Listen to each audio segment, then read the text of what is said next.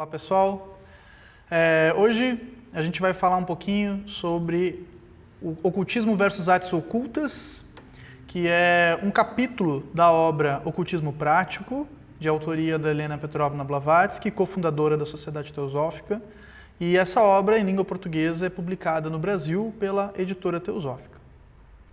Esse livro ele traz várias dicas de como a gente deve conduzir a nossa vida de acordo com o ocultismo.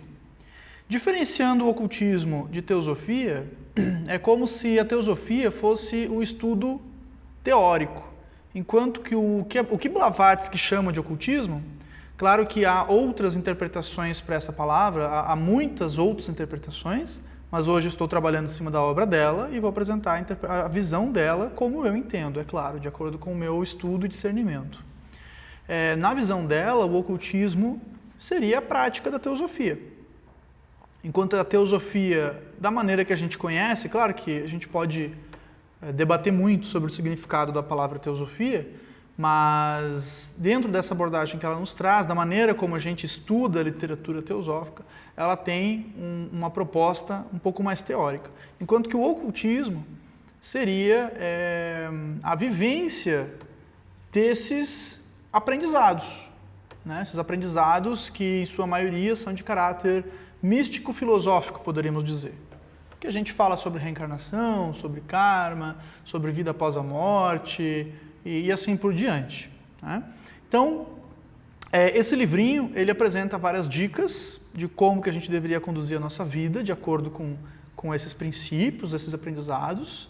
E o último capítulo da obra se chama justamente Ocultismo versus Artes Ocultas. Enquanto que no início do livro são apresentados mais dicas do dia a dia, dicas diárias para a gente tentar colocar em prática. Na verdade, esse livro ele tem um formato de manual, que as pessoas deveriam criar os seus próprios manuais em cima do estudo teosófico para criar as suas rotinas de prática, de vivência.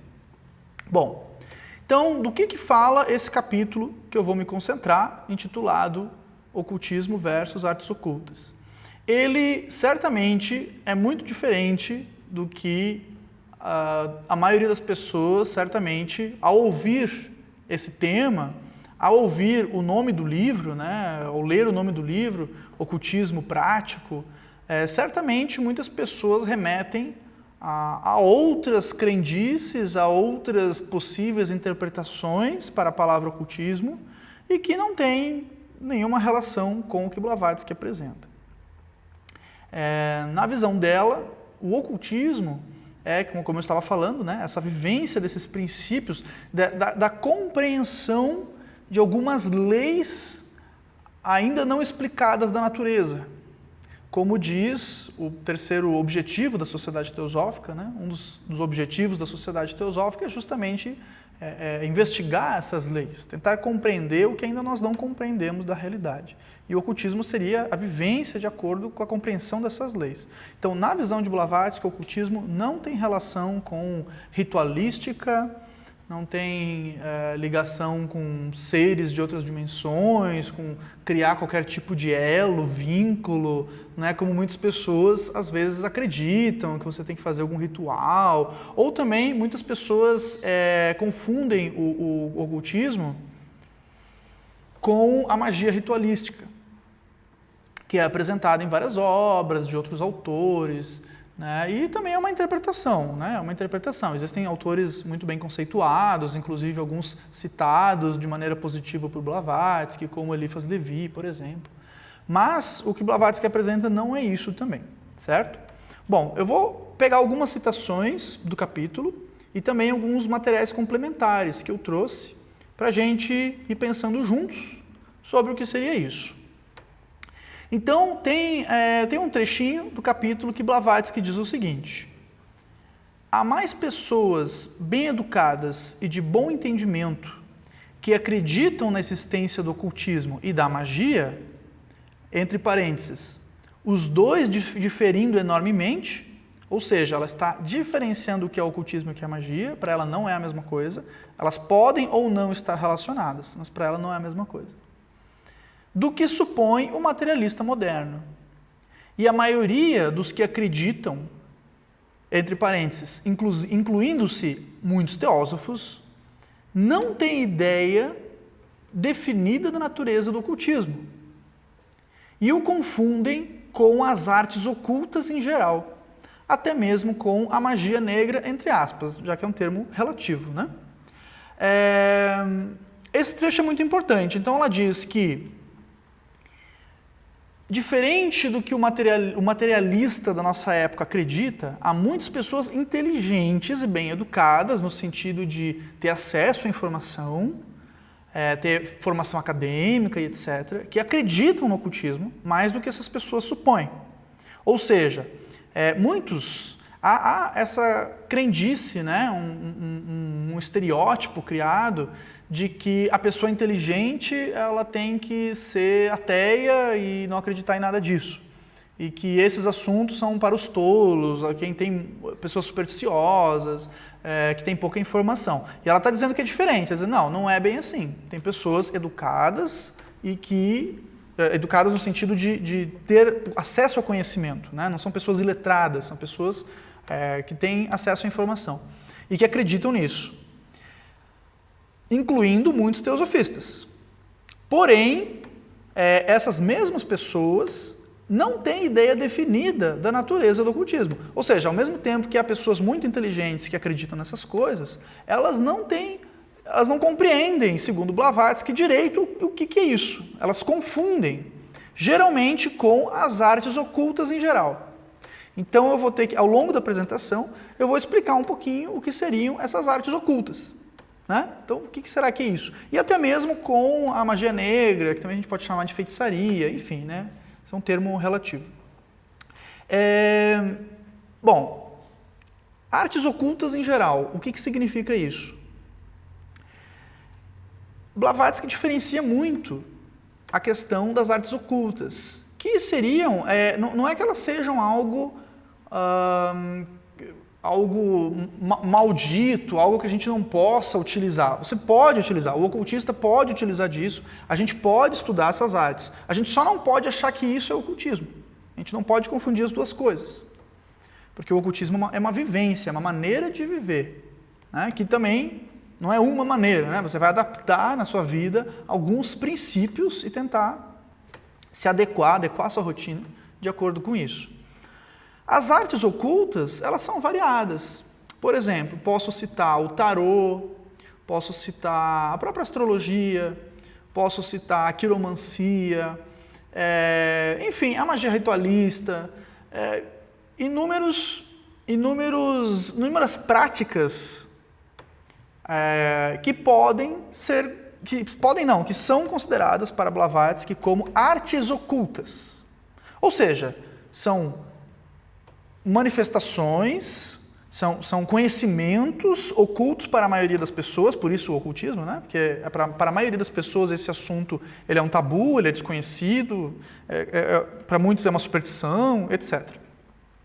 E existem artes que você pode aprender e utilizar, como os oráculos, né? Como ferramentas de autoconhecimento, e que você pode ou não utilizar. Só que você utilizar essas ferramentas não torna você um ocultista. E é isso que Blavatsky está dizendo. Então, você dominar o tarô, você dominar a quiromancia, você ter até alguma habilidade psíquica, algum tipo de... ser capaz de realizar algum tipo de adivinhação, isso não torna você um ocultista. Isso torna você um manipulador das artes ocultas, que pode significar alguma coisa, caso essa ferramenta seja útil para as outras pessoas, seja útil para você e para as outras pessoas, ou pode também não significar nada, pode ser que você é só um artista oculto habilidoso, e você pode ser uma pessoa que não desenvolveu, né, uma questão moral, uma questão, às vezes nem intelectual, uma questão de bondade, diferente dos outros. Inclusive, tem o risco, que é o que o Blavatsky está alertando, de você acabar caindo na feitiçaria e até em outras coisas piores. Então, se você não leva... A Blavatsky ela diz em outros trechos, né, que se você não levar esse caminho a sério, é melhor, antes fosse melhor que você nem estudasse esses assuntos, porque você vai ter um conhecimento a mais, né, do que as outras pessoas, e por isso você tem também uma capacidade de destrutiva também, né? Que você se torna um terapeuta, alguma coisa, mas se você for um terapeuta mal intencionado ou mal preparado, você vai mais prejudicar as pessoas do que ajudar, com certeza. Bom, então aqui tem um trecho, né? Ocultismo não é feitiçaria. O que isso significa? Então ela diz o seguinte: suas concepções dos poderes que o ocultismo confere ao ser humano e dos meios necessários para consegui-los são tão variados quanto fantasiosos. Ou seja, as pessoas têm inúmeras ideias do que é necessário para adquirir os poderes ocultos, ou os poderes latentes no ser humano, como diz o terceiro objetivo da Sociedade Teosófica. Um dos nossos objetivos é investigar esses assuntos, né? Então, as concepções do que é necessário para desenvolver isso são tão variados quanto fantasiosos. Ou seja, muito do que a gente lê a respeito, muito do que a gente ouve falar a respeito, não condiz com a realidade, segundo Blavatsky. Aí ela reforça: muitos confundem feitiçaria pura e simples com ocultismo, que era o que eu estava explicando, né? Então, a pessoa tem alguma habilidade, tem uma habilidade psíquica, conhecer algum tipo de oráculo, e a pessoa já acha que ela está num caminho, que ela está numa senda espiritual, que ela não está. Né? Uma citação minha, né, e depois uma citação de Blavatsky. Eu coloquei como título: o Ocidente é leigo para o oculto. Por que eu coloquei essa citação? Essa é uma observação pessoal minha. Né? Então, todos podem discordar também do que Blavatsky fala, né? Mas essa é uma citação do Charles Boyer, então pode discordar mais ainda. Mas a questão, no meu entendimento, é o seguinte: esses conhecimentos antigos, no Oriente, eu não estou dizendo que o Oriente é superior ao Ocidente, realmente não é. Porque o povo é a mesma coisa, né? O pessoal supersticioso igual, o pessoal... mesma coisa. Mas lá você tem uma sabedoria preservada. Mesmo que poucas pessoas de fato tenham acesso a essa sabedoria, o acesso até todos têm, né? Mas acesso no sentido de poder de estudar, de se interessar, e menor ainda a quantidade que entende esses conhecimentos. Então essa é uma outra questão. Mas está disponível. Então a sabedoria antiga no Oriente foi preservada. E uma certa cultura espiritual. Tanto que foi por isso que a Sociedade Teosófica deu tão certo na Índia. Sendo que em Nova York, basicamente, onde foi fundada, em 1875, praticamente deixou de existir 3 anos depois. Por quê? Porque no Ocidente a gente não tem cultura disso. Então, se começa a falar em reencarnação, em karma, em adeptos, em vida após a morte, começa a falar esses assuntos no Ocidente, hoje já é mais bem entendido, né? Graças ao trabalho de Blavatsky e outros que vieram posteriormente, que trouxeram essa sabedoria do Oriente para o Ocidente. Mas falar isso no século XIX era um tabu, né? E a gente não tem essa cultura. Mesmo hoje, a gente ainda está engatinhando, na minha opinião, nesses assuntos. Enquanto no Oriente você tem esse conhecimento preservado. Então, quando a Sociedade Teosófica chegou na Índia, prosperou muito facilmente, porque eram assuntos que não eram desconhecidos. Havia essa cultura espiritual, que aqui nós não temos. E um outro fator que é importante destacar é que nós tivemos uma Idade Média. Uma Idade Média que queimou livros, que perseguiu pessoas e assim por diante. Por exemplo, a filosofia grega, que é tão rica, na minha opinião, quanto a sabedoria da Índia, por exemplo, porém, a filosofia grega muito se perdeu. Muito nós temos somente resquícios, né? A gente tem fragmentos, como, por exemplo, o poema de Parmênides, né? Nós temos só fragmentos do poema. E também a filosofia grega só sobreviveu graças aos persas, né, que traduziram as obras e depois nos trouxeram de volta as obras. Né? Senão, nós nem teríamos acesso a ela. Bom, aqui eu tenho uma citação de Blavatsky que é bem dura, assim, né? Blavatsky tem essa característica de ser bem firme nas afirmações dela, bem polêmica, inclusive. Ela diz o seguinte: não há no Ocidente entre as centenas de pessoas fervorosas que se dizem ocultistas, entre aspas, nem mesmo meia dúzia que tenham sequer uma ideia aproximadamente correta da natureza da ciência que eles procuram dominar. Com umas poucas exceções, estão todos no caminho que leva à feitiçaria. Então é um pouco o que eu estava descrevendo antes, né? Então, que não há, olha só, né, meia dúzia, ela está sendo bem ousada, né, de centenas de pessoas, na época menos gente que hoje, com certeza, mas centenas de milhares de pessoas hoje no mundo, se interessando por esses assuntos, mas realmente é muito pequeno a quantidade de pessoas que têm uma noção de fato desses assuntos. E eu consigo, particularmente, é a opinião pessoal, eu consigo observar que da época de Blavatsky para hoje não mudou muito, né? Nós temos muitas pessoas falando muitos assuntos relacionados a isso, inclusive na internet, você tem muito material disponível e, sem querer aliviar, muito material ruim, muitas inverdades, muitas desinformações, muitas confusões, muitos cegos guiando cegos. Então, agora eu vou ser um pouquinho blavatskiano nesse sentido, mas são alertas que a gente tem que fazer, né? Que o pessoal começa a confundir, como diz o ditado popular, alhos com bugalhos e não chega a lugar nenhum, né? Chega, no caso, à feitiçaria e acaba se prejudicando, acaba prejudicando os outros. E não é isso que a gente quer, né? A gente quer entender a ciência da vida para viver melhor e para que os outros vivam melhor. Então, a gente não pode... A gente tem que aprender a separar o joio do trigo, a separar estudos sérios sobre esses assuntos. Claro que mesmo estudos sérios nunca serão infalíveis, mas é diferente de um estudo que não é sério, de um estudo que é especulativo e muitas vezes tendencioso, quando a gente não cai, né, num estelionato espiritual, né, em crimes. Não vamos entrar nessa seara, né, mas existe, a gente sabe que existe. Existem pessoas enganando outras pessoas para lucrar com esses assuntos espirituais, assuntos religiosos, e assim por diante, né? Isso existe, a gente não pode também achar que o mundo é um mar de rosas, né, porque tem espinhos também. Então a gente tem que estar alerta, até para a gente aprender a selecionar bem as nossas referências, nossas influências. Você selecionou uma dica que eu sempre dou, né? Assim, não é dica que eu dou, né? Mas um princípio cristão. Você conhece uma árvore pelos frutos. Você vai estudar um autor, você vai se vincular a uma instituição, pesquisa o histórico, né? Pesquisa a história, quem foram as pessoas, o que as pessoas fizeram, o que elas fizeram de bom pelo mundo, ou o que não fizeram de bom, né? Então, é importante você saber o histórico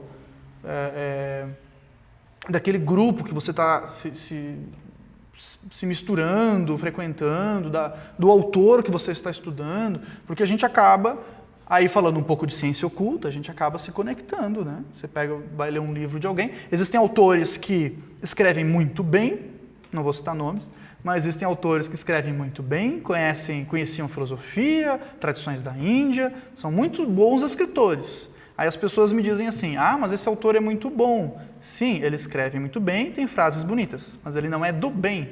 Pesquisa a vida da pessoa, aí você vai perceber.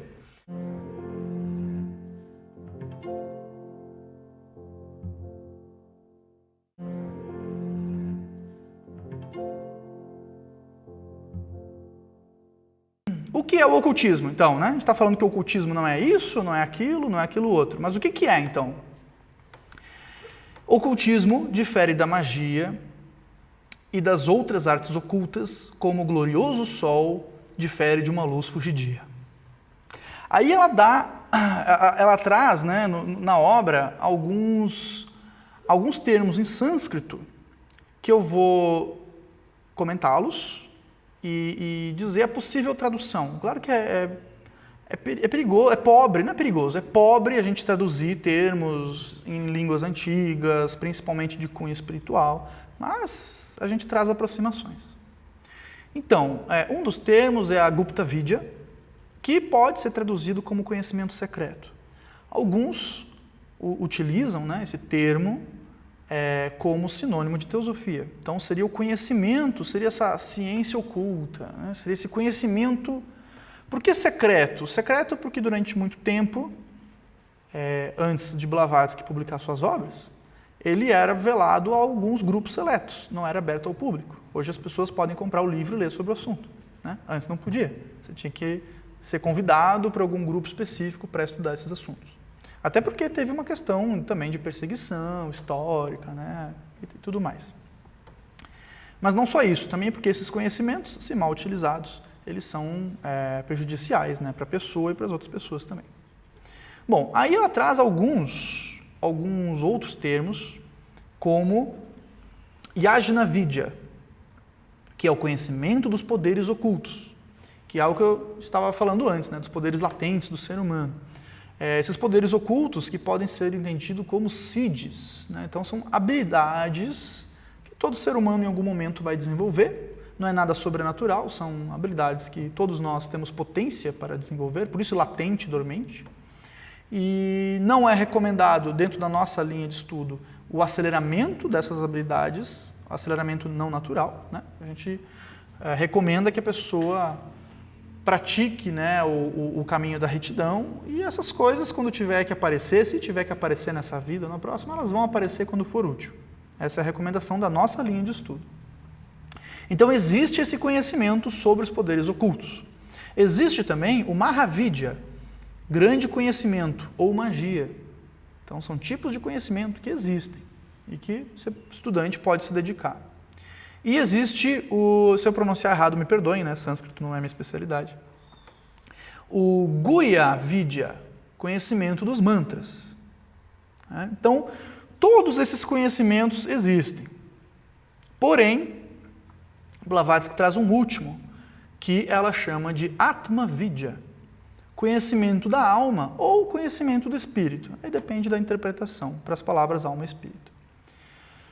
Este último, ela salienta, este último é o único tipo de ocultismo que qualquer teósofo deve esforçar-se para alcançar. Então, o que ela está dizendo? Ela está dizendo que existe o conhecimento dos poderes ocultos, existe o grande conhecimento da magia, existe o conhecimento dos mantras, porém existe o conhecimento da alma, do espírito. E que todos esses outros, ok, eles existem, são interessantes, a gente pode falar sobre eles, debater sobre eles, ler sobre eles, não tem problema. Mas não deveria ser o nosso foco principal, ao menos, né? De preferência que nem fosse o foco.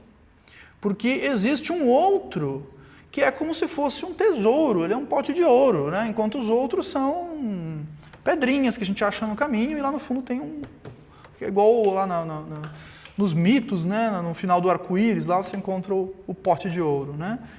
Que é o conhecimento da alma, do espírito, que é aquele conhecimento perene, é a sabedoria perene que é dita na missão da Sociedade Teosófica, que foi criada alguns anos atrás. Então esse conhecimento da imortalidade da alma e de como viver de acordo com as aspirações do espírito, se poderíamos dizer assim.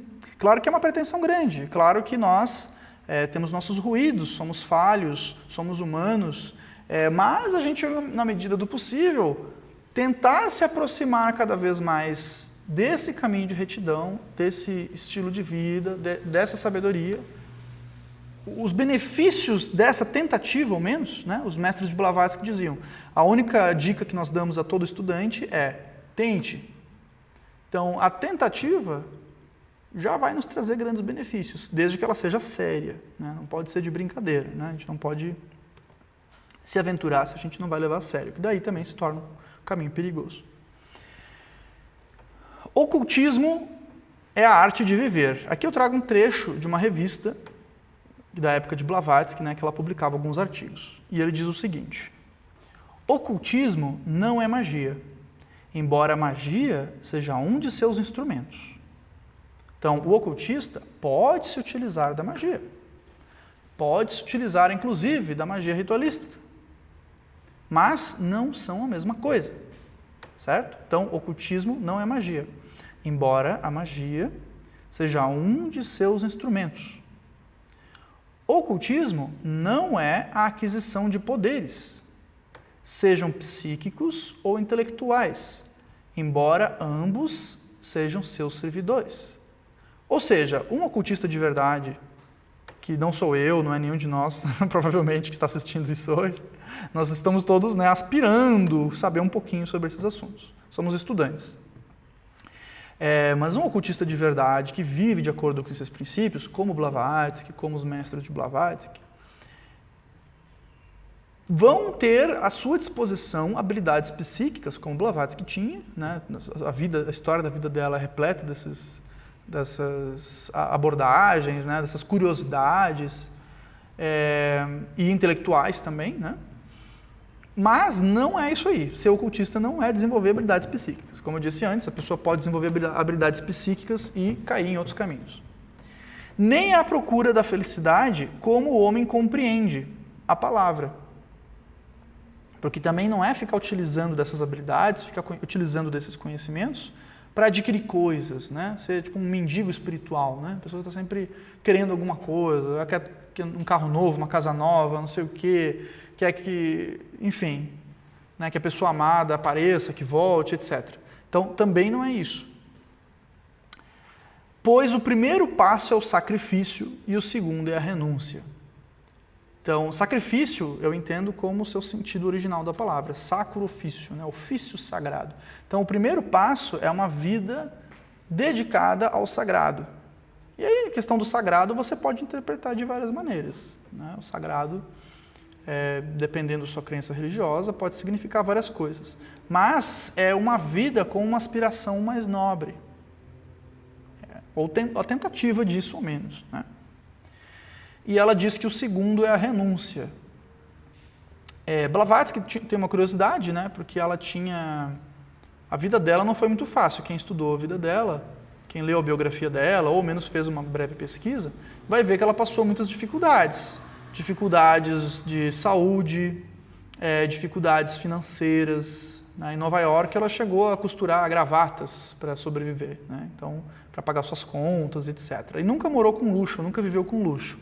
A não ser no início da vida dela, né? Mas depois que ela saiu na sua missão pelo mundo, ela nunca teve luxo, né? Sempre vivendo com muito pouco, vivendo no limite.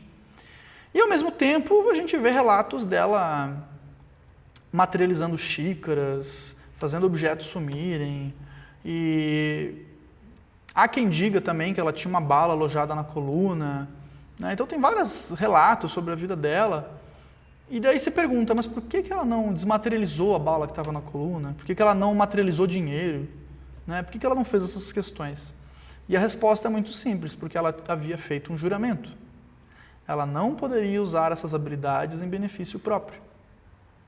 Então, essa é uma curiosidade. Claro que o nível que o Blavatsky está é muito diferente do nível que nós estamos. Né? Nós não temos essas habilidades que ela tinha. Mas é um bom exemplo para a gente entender o que é o caminho do ocultismo. Então, não é assim, uma festa, agora a minha vida não vai ter mais problemas. Não, você não vai fugir do karma. O karma está atuando. Inclusive, há relatos, né, nas cartas dos mestres de Blavatsky, onde eles alertam o coronel Henry Olcott, primeiro presidente da Sociedade Teosófica e cofundador, junto com Blavatsky, da Sociedade Teosófica, que eles falam de períodos que a Blavatsky ia passar por dificuldades, e eles diziam para ele, olha, dê muita atenção para ela, nós não podemos interferir diretamente, nós, os mestres dela, né? Porque era o karma pessoal dela, eram questões kármicas que ela tinha que passar. Mas o Olcott podia ajudar ela, né? Então, isso também, eu acho que esse exemplo nos traz vários conhecimentos. Primeiro, que o karma continua atuando, e segundo, que ela estava passando dificuldades, mas o Olcott, que não era um mestre espiritual, que era um Hellis mortal como nós, claro que mais capaz, mais capacitado que nós, né, com uma vida mais nobre que a nossa. Mas ele poderia ajudar um amigo. Ele poderia auxiliar. Isso também nos ajuda a começar a compreender questões do karma.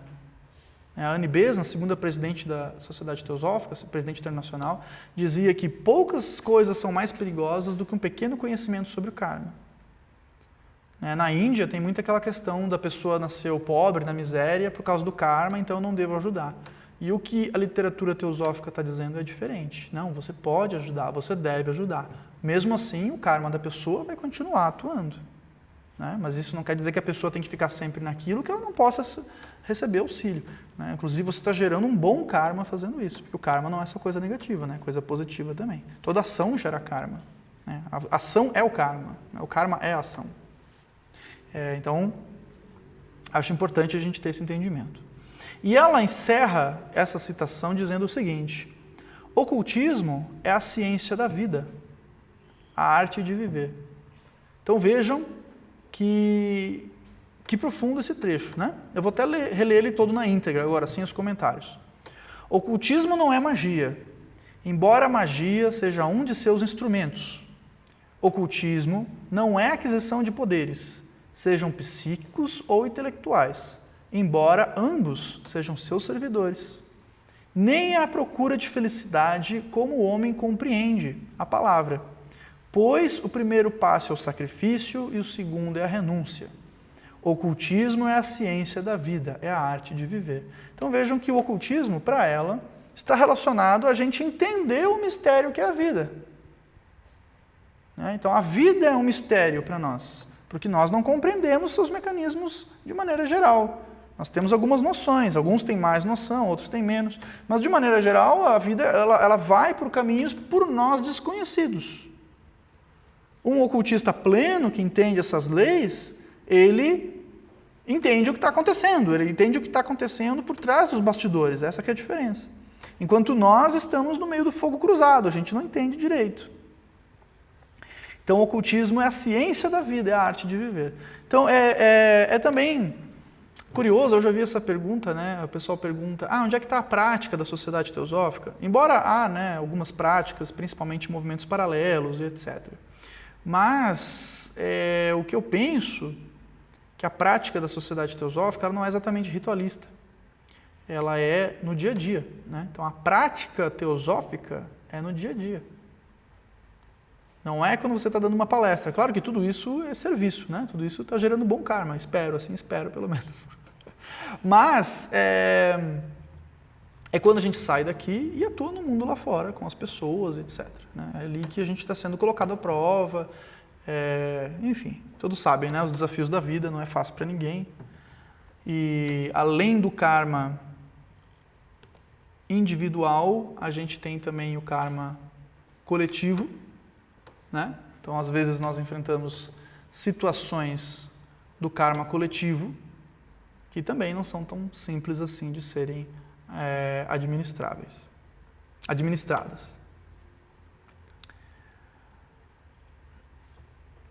Existe Blavatsky, em sua literatura, de maneira geral, ela dá poucas definições sobre o que seria teosofia. A primeira geração de teosofistas, principalmente, eles dão poucas definições sobre o que seria teosofia. Eles deixam, é como se eles deixassem o assunto em aberto.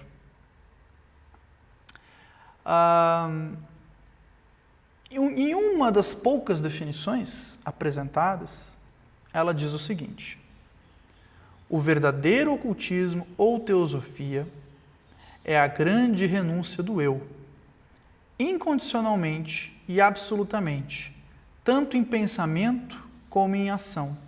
É altruísmo. Então vamos tentar entender o que será que ela está querendo dizer com isso, né?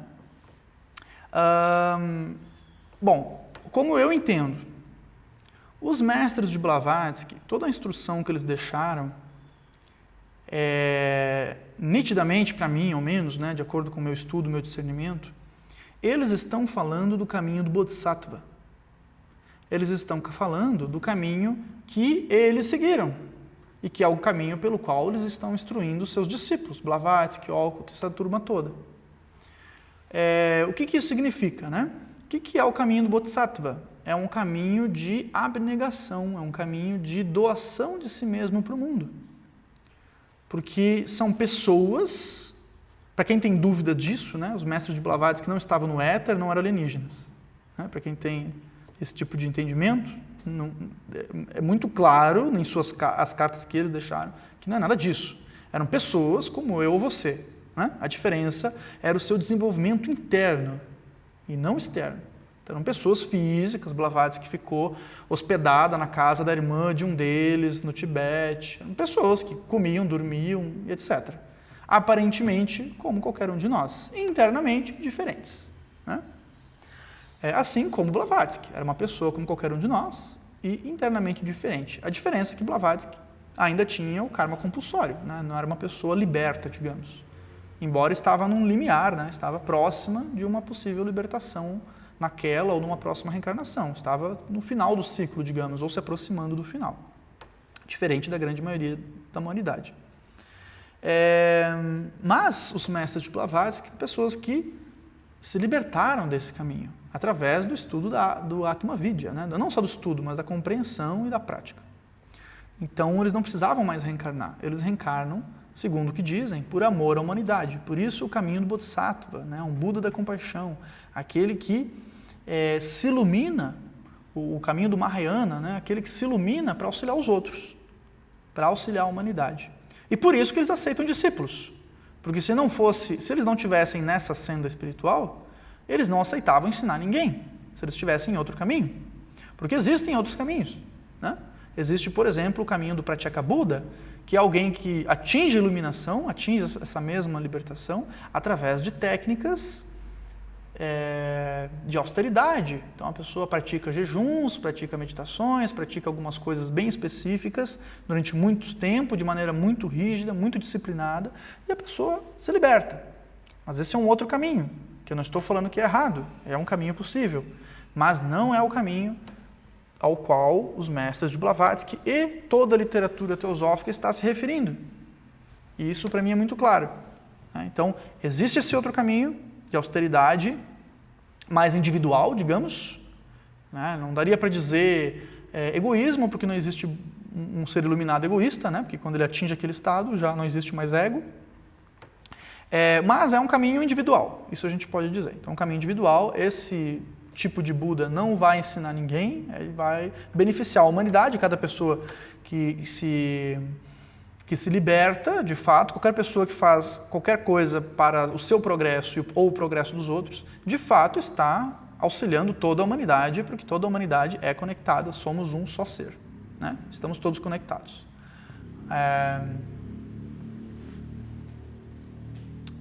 No caso de uma pandemia, a gente observa muito bem isso.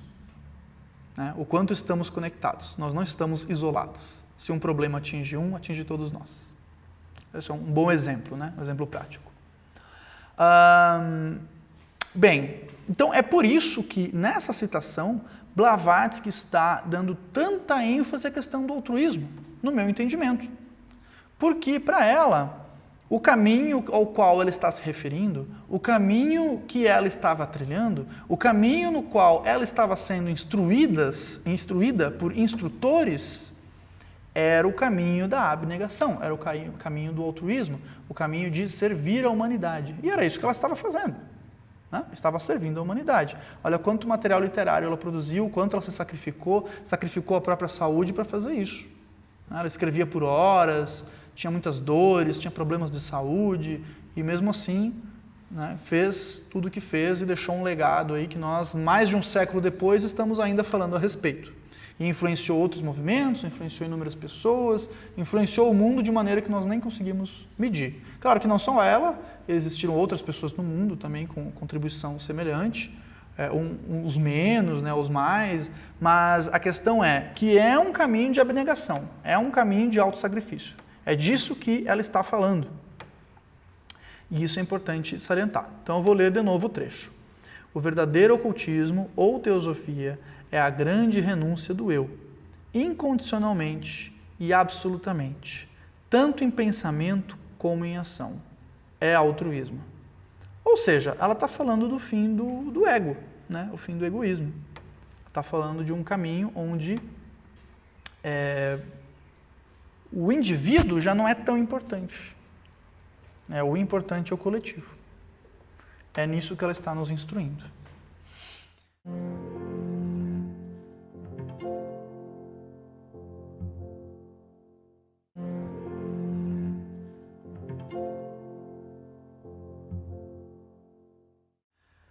Para validar e consolidar mais esse conceito, essa ideia, eu trago uma citação de um dos mestres de Blavatsky, que, na minha opinião, é muito clara o que ele está querendo dizer. O único objetivo pelo qual se deve lutar é o melhoramento das condições do ser humano, mediante a difusão da verdade adequada aos vários estágios de seu desenvolvimento, do país em que habita e ao qual pertence. Olha só que profundo esse trecho, né? O único objetivo pelo qual se deve lutar. Ou seja, na instrução desse caminho espiritual, o objetivo não deve ser aquisição de poderes, realizar shows de fenômenos, não é isso. Também não é se tornar um erudito e saber... Claro que é uma ferramenta útil, né? A gente está falando de coisas que não é o objetivo. Mas se a pessoa tem uma boa memória e se torna um erudito e gosta de ler bastante e lembra a citação das obras, isso não é um problema. O problema é se a pessoa acha que esse é o objetivo, que isso é a compreensão da teosofia. Isso não é. Você ser um erudito, você ter fome de leitura e uma boa memória, basicamente. O que é muito útil, é muito bom ter uma boa memória, né? Mas não é o objetivo. Então, repetindo, o único objetivo pelo qual se deve lutar, só tem um, segundo esse mestre de Blavatsky, é o melhoramento das condições do ser humano. Então, ele é muito claro, né? O único objetivo é o melhoramento das condições do ser humano. Aí, claro, como que nós vamos promover esse melhoramento? Aí a gente pode debater, pode discutir. A gente pode discutir maneiras de promover o melhoramento das condições do ser humano. Mas esse é o único objetivo pelo qual se deve lutar, segundo o que está sendo dito ali, né? Mediante, aí, claro, ele dá uma dica agora de como que seria esse melhoramento. Mediante a difusão da verdade, adequada aos vários estágios de seu desenvolvimento.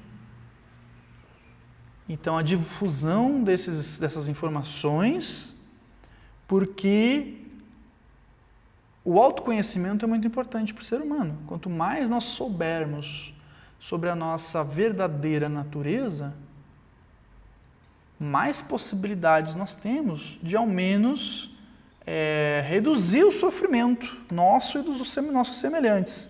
Claro que não zerar, obviamente, agora, né? Mas amanhã de manhã, mas ao menos amenizar isso, né? Eu posso falar da minha própria experiência. Claro que todos nós temos nossos ruídos, e eu tenho muitos ruídos, mas eu tinha uma aflição por não entender como a vida funcionava, e ainda não entendo. Mas ter uma noção vaga de alguns princípios me trouxe uma tranquilidade que nenhuma outra coisa teria me trazido, isso eu tenho certeza absoluta. Então, você começar a compreender alguns processos seus, da humanidade, da vida, te traz uma bagagem de ferramentas que você pode ter uma vida mais tranquila e mais útil para você e para os outros também. Quanto mais você trabalha essas questões internas de autoconhecimento, mais você pode auxiliar também, né? Adequado aos vários estágios de seu desenvolvimento, do país em que habita e ao qual pertence. Isso aqui eu acho bem interessante, né? Então ele está dizendo que o único objetivo é esse, mas a maneira que você vai aplicar vai variar de acordo com o contexto. E isso, se a gente pensar com atenção, parece algo meio óbvio. Se você quer auxiliar uma criança, você tem maneiras de auxiliar uma criança. Se você quer auxiliar um idoso, você tem maneiras de auxiliar um idoso. Mas certamente, auxiliar uma criança não vai ser igual auxiliar um idoso. Você tem que adaptar ao contexto, porque as necessidades da criança são diferentes da necessidade do idoso, ou da necessidade de uma outra pessoa que precisa de ajuda de qualquer maneira. Estou usando um exemplo, né? Um exemplo extremo. de alguém no fim da vida e alguém no início da vida. Ambos precisam de auxílio, geralmente, mas as necessidades são diferentes. E da mesma maneira, ele está dizendo, né, que de acordo com o país em que a pessoa habita, também vai ser diferente, por causa da cultura. Lembrem do exemplo que eu usei antes, né, que no Ocidente, lá em Nova York, a sociedade teosófica não vingou no primeiro momento, teve uma empolgação e que logo esfriou, porque não havia uma cultura espiritual. No momento que se vai para a Índia, a situação muda. Isso não quer dizer que a Índia não tenha seus problemas. E tinha na época e continua tendo, e problemas gravíssimos. Mas são outros problemas. Não são os mesmos. Então, cada sociedade, cada grupo, cada indivíduo, cada família vai ter necessidades diferentes. E se nós somos pessoas que aspiramos esse caminho, e talvez já tenhamos compreendido alguns princípios, ao menos, nós temos, no mínimo, a obrigação de tentarmos, na medida da nossa capacidade, desenvolver uma sensibilidade, desenvolver um grau de empatia para colocar em prática da maneira mais adequada. Tem aquele ditado popular que fala da diferença do remédio para o veneno, que às vezes é a mesma substância, ou baseado no mesmo princípio, né? Dizem que a diferença é a dose.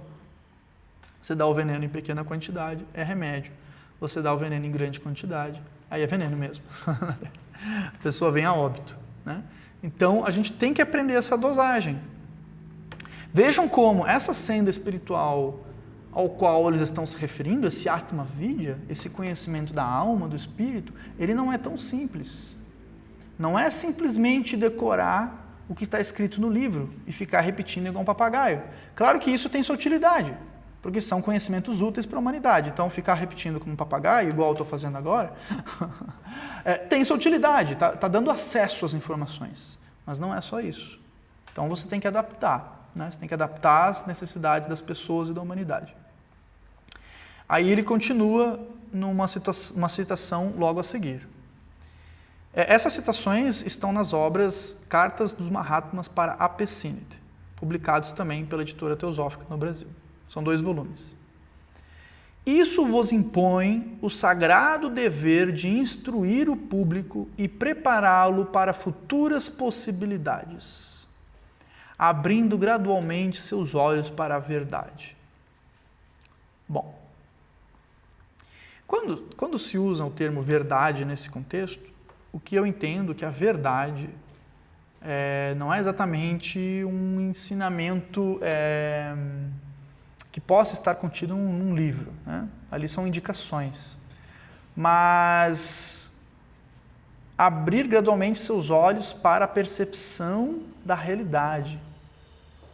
Então, a verdade é a realidade, é o mundo como ele realmente é. E quanto mais nós compreendermos isso, menos a gente fica dando murro em ponta de faca, como diz o ditado, né? Dando cabeçada na parede. A gente entende um pouquinho que seja como funciona a realidade. Isso nos dá os meios para agir de maneira mais adequada em momentos de crise. Isso não quer dizer que a gente vai conseguir fazer isso plenamente. Isso não quer dizer que não tenhamos sofrimento, o karma continua agindo. Isso não quer dizer que não temos nossos ruídos, que não vamos, mesmo assim, magoar as outras pessoas e etc. Mas nós temos, ao menos, as ferramentas para frear um pouco esses acontecimentos acidentais. Nós temos as condições. E, certamente, em algum grau, nós conseguimos começar a aprender a colocar em prática de uma maneira útil e proveitosa para nós e para todos.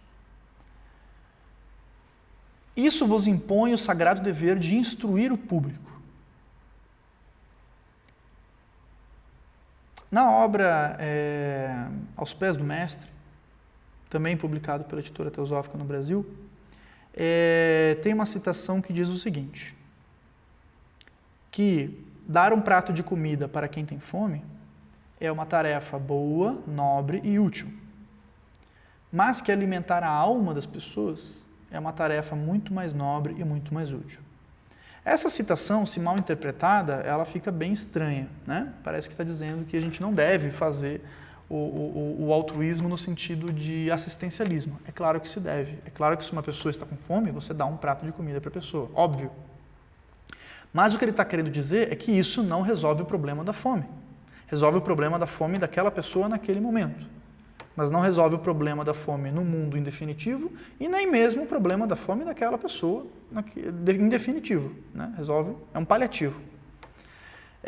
Porque, no meu entendimento, o problema do mundo é a humanidade. Claro que há questões como desastres naturais, mesmo doenças que se propagam e etc. Muitos desastres ambientais, né, e muitas novas doenças, devido à ação do próprio ser humano. Então nós também temos parcela de culpa, que não é só a natureza agindo por conta própria. Nós estamos agredindo a natureza e ela às vezes reage. Ela sempre reage. Né? Nós que não prestamos atenção. Existe um efeito, né, de retorno. Em suma,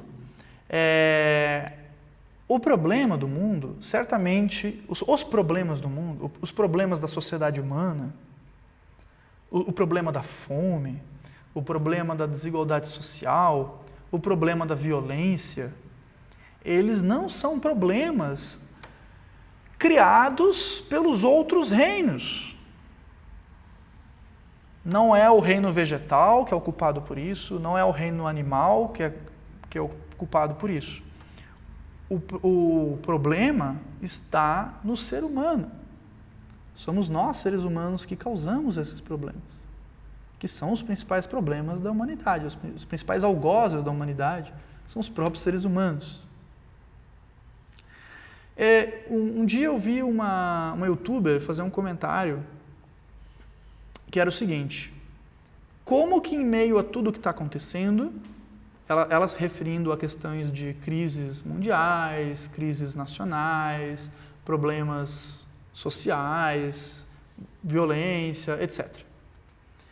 Como que em meio a tudo que está acontecendo, alguém encontra tempo para meditar, para se espiritualizar, digamos? E eu fiquei refletindo sobre essa afirmação dela.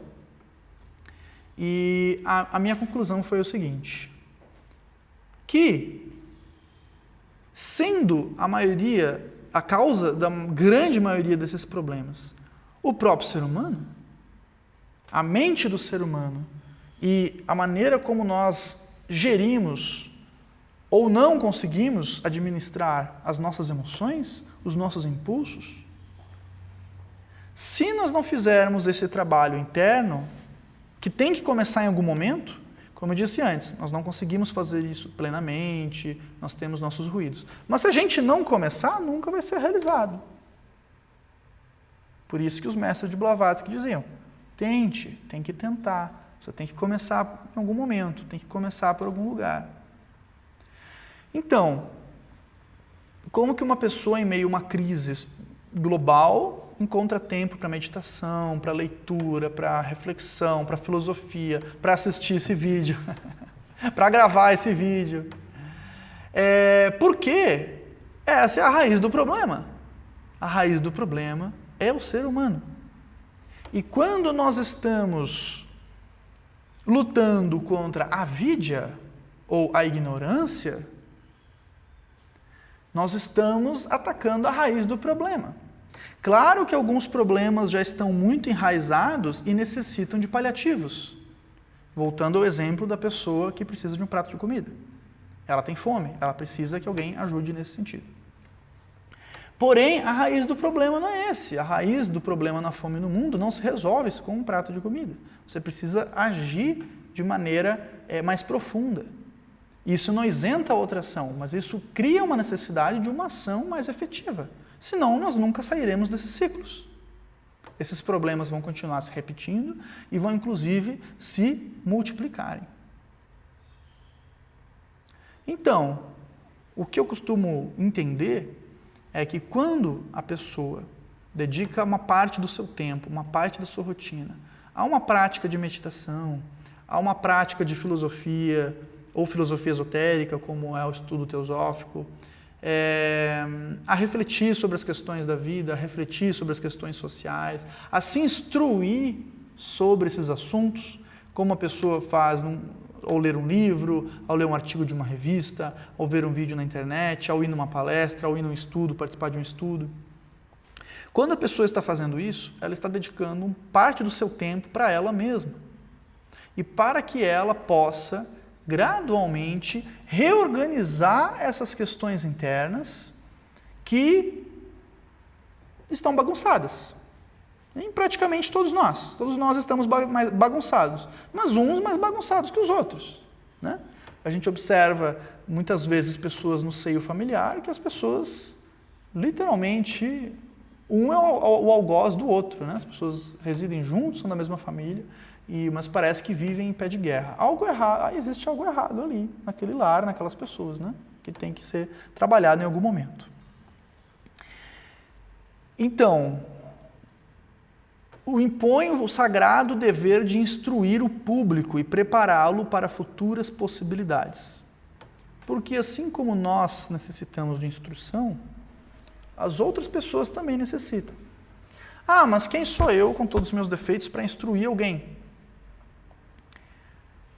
Nós somos estudantes. A questão é que a maioria das pessoas, quase toda a humanidade, não está preparada ainda para uma instrução mais robusta, como Blavatsky, que tinha seus mestres e que davam instruções muito além. Você não começa na escola pelo doutorado, você começa pela escola primária e depois você vai avançando, se quiser avançar. Tem gente que não avança muito, né? Muitos, claro, por falta de acesso, oportunidade, mas de qualquer maneira, não são todos que vão chegar no pós-doutorado.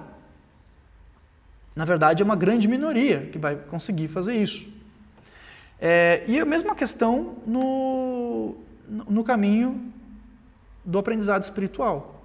Esses grandes instrutores, eles instruem grandes aprendizes, que já estão muito preparados, são estudantes muito avançados. Se nós desejamos um dia esse grau de instrução, a gente tem que primeiro fazer o dever de base, fazer o feijão com arroz bem feito.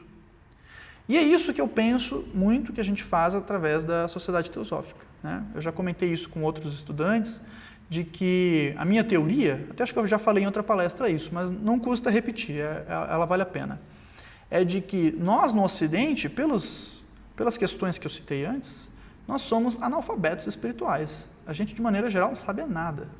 Nada, sabe nada. Nós somos analfabetos espirituais.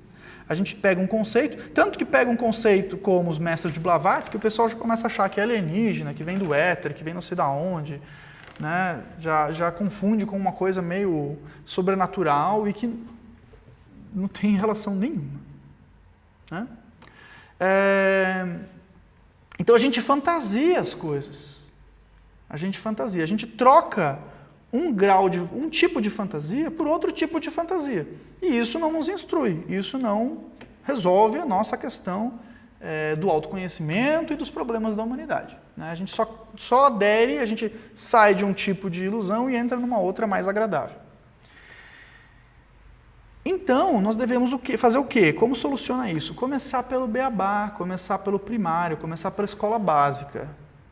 E, na escola básica, você vai ter o professor do primário, que não é o mesmo professor do pós-doutorado. Não que um seja mais do que o outro, mas são conteúdos diferentes a serem trabalhados. Nesse programa de alfabetização básica, nós, enquanto ainda não estamos prontos para o mestre, tem um ditado que diz, né? Acho que é uma citação, agora eu não lembro se é da Voz do Silêncio ou do Ocultismo Prático, ambas obras de Blavatsky, né? Que diz assim: enquanto não estiver preparado para o mestre, você pode ser instruído por estudantes mais avançados. E tem uma outra citação que diz assim: enquanto não puder estar com o mestre, esteja com a humanidade. Então, todos nós não somos exatamente professores espirituais. Eu não sou um professor espiritual, eu sou um estudante.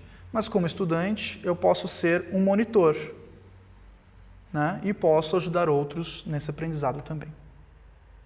Obrigado pela atenção e até a próxima.